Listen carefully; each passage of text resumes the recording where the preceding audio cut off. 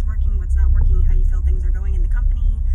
Your feedback is what we need to be able to make anything better. So please, if you don't mind, take that 15 minutes of time, and there is a letter on your locker with the QR code and little website information to go to with your special code.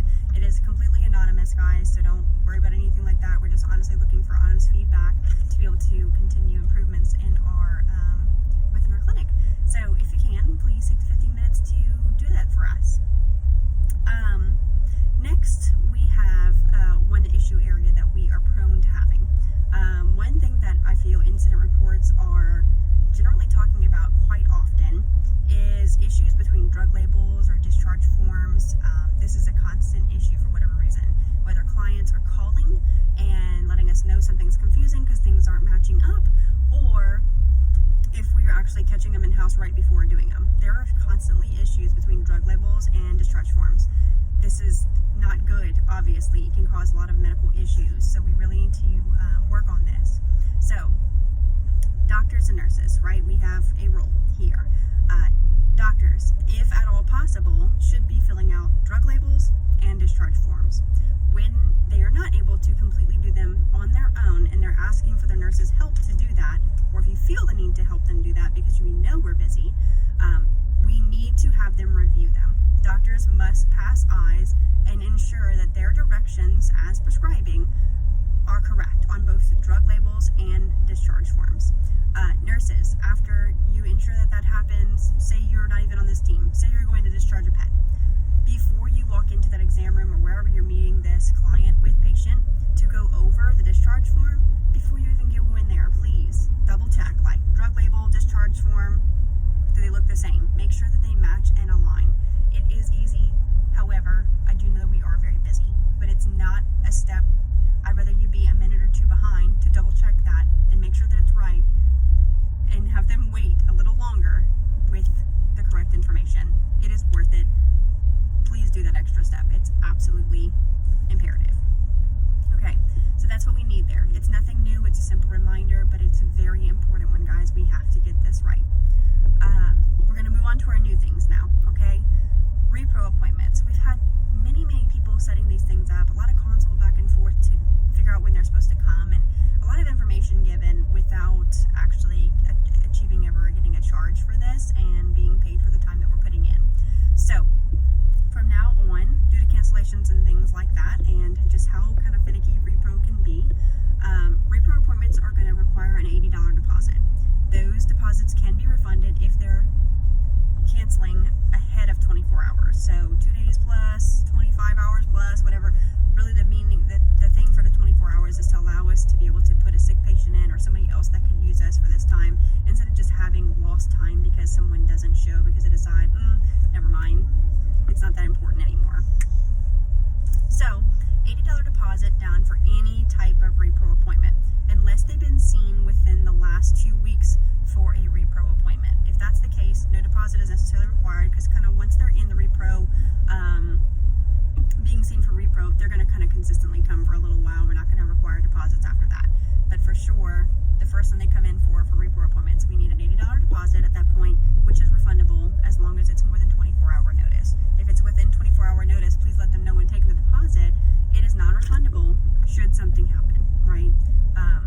If it's an emergency kind of thing, maybe we might bend, but otherwise, people are just not showing. We need to be able to secure that these people are serious and they're coming in for repro and they really want to do this, and it's not just, let me just change my mind last minute. It's not that important, because it's definitely wasted time that we could have seen a sick appointment for that would have definitely failed and could have been able to help more patients. Okay, so that's how we're going to work with repro appointments from now on. Another new thing is Kayla Sharp has actually helped us to make a new tool, a quality of life scale. This tool is on our website, and it is also saved under the SOP folder under Nurses SOPs under Quality of Life Scale. This new tool is really useful and can actually help a client determine when they should kind of make this call. Oftentimes, clients are super concerned, like, is it too soon? Is it the right time? It's a big decision to make, and they want to make sure that they're giving their pet enough time and enough opportunity to live their life to its fullest, but yet at the best quality they possibly can. So it's hard. this tool, they can actually write down those questions and answers, and if they write down those answers to those questions, they can actually bring it in with their veterinarian and talk it over with them at that point to have help making that final decision at that point. So that tool there is very useful. Thanks so much, Kayla, for helping us to make that. Lastly, our playground is opening on Monday. So it's all here. We had a ribbon cutting yesterday.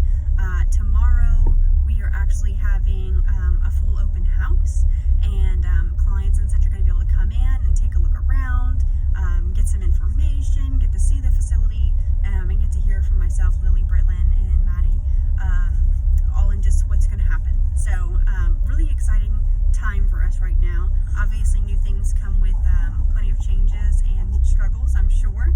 So I'm sure that we'll get there and we'll have a couple of things along the way, but I do want to make sure that we have some more urgent information out there. So for over-the-counter appointments that need to happen for resort or daycare rather patients, we will have block off times from around 10 and around 2 to get meds and refill meds and diets over to them, so that after we refill those things, we can actually walk it over to them, and we'll have a blocked off time to do so.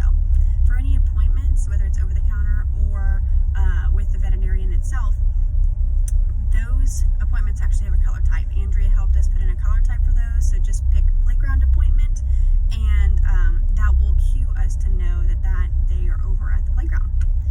That's really going to be very useful and helpful to the doctors especially, but over-the-counter nurses as well, to see those pets over at the playground. Please color those appropriately, so if we have any notes to say like they're at the playground, they're in daycare in any kind of way, that's going to be our cue to go that way. With that being said, ensure that color type is across the board at that same time, not conflicting. So if Dr. Patrick has one at 8:30, make sure that Dr. Garrett's is, underneath that after that time should pass. We don't want to schedule more than one at a time, even from over the counter to another doctor, because there's only one exam room. So we need to be sure that we are placing those kind of separately and spacing those out a bit, because we only have the one exam room there. Okay, that's that. Doctors and nurses on the team, if you are going over at the time, you're ready to actually see that pet next door. You're going over to give a Bordetella, or you're going over to do wellness or ear check or whatever you are going over there for. There's going to be a walkie-talkie after tomorrow set up in the doctor's office as well as at the front desk of the playground. These walkies are going to be on channel 4. That is a separate number than anything else we're using right now. It's going to be kind of like the emergency line from the playground to the doctors and staff. If you are going over to see whatever patient, let them know. Say, hey guys, we're coming over to see Fifi Roberts right now. If you don't mind pulling them from the play group and putting them in the reserve slot. They get that, they hear that, they say, gotcha, go on and grab Fifi for you. And so the CCS team member can either alert one of the daycare team members to put that pet in the reserve slot waiting for you, or they can actually go get them themselves. For the playground CCS team member can actually go grab that patient and move all of the belongings with the tag and put them in the reserve slot. The reserve slot is at the door from the office side of the playground, right to your right. So as soon as you walk through that office door, right to your right on the bottom is the reserved spot. Again, your pet should be labeled with a cage card and have all the belongings there with, just in case for whatever reason they would need to be transferred to the hospital or whatever else. Whenever you are finished with that pet, you can simply flip that little card around and it'll say finished, and that way the team will know, and then on the way out, please just let the CCS team member know that you are done with that appointment type, and so that they can either go and put that pet back where they belonged, or they can alert the team as well to let them know they're finished, besides your little indicator there that the pet is indeed finished with services. So that's kind of a lot, and it's a lot of new, but it is super easy.